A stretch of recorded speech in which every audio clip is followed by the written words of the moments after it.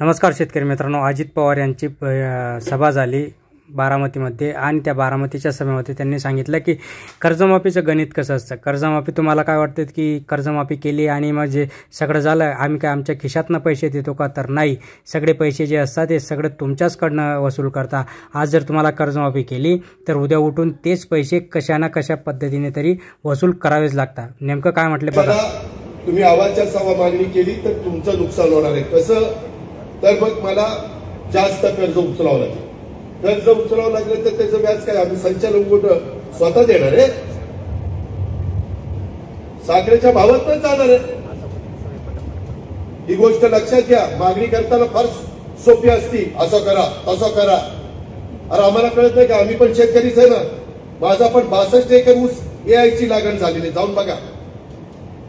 7 acre मी आता केळीची लागवड करून केलेली आहे.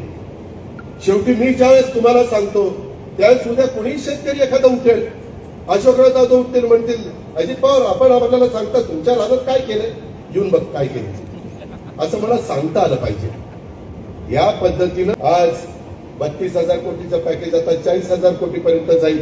कारण अजूनही पाऊस वेगवेगळ्या पद्धतीनं अडचण निर्माण करतोय. यंदा कॅनॉल आम्ही दत्तामामा मी अजिबात क्लोजर येऊन देणार नाही.